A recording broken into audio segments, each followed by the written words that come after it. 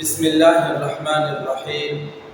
انتهائی قابل قدر والاحترام معزز سامعین، یو ملګری یو بهترین سوال کوي ځکه چیرې یو کس په هر منځه کې په هر رکعت کې سوره اخلاص بار بار یې، نو آیا دغه سوره اخلاص په هر منځه په هر رکعت کې بار بار ویلو څه حکم ده؟ الجواب وبالله التوفیق. معززو، یو صورت په هر منځه کې په هر رکعت کې بار بار ویلو په باره کې یو دوې خبرې دي. اوله دا څه یو صورت په فرضو کې هر رکعت کې ویلو حکم جدا ده، او یو صورت سنتو او نوافلو کې بار بار په هر رکعت کې ویلو حکم جدا جدا.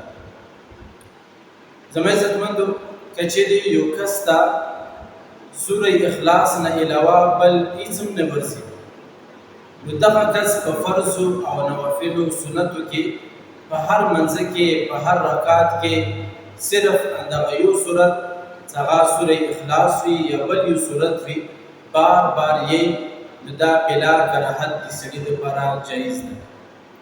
که چیرې یو کس داسې وي چې هغه ته سوره اخلاص نه علاوه نور صورتونه څه آیتونه هم ورته یاد وي، نو دغه کس په فرضو کې په هر رکعت کې دغه یو سوره اخلاص وغیره یې، نو دغه کس دپاره دغه سوره اخلاص په هر منځه یعنې هر فرض په منځه کې هر رکعت کې دا مکروه تنزیهي ده.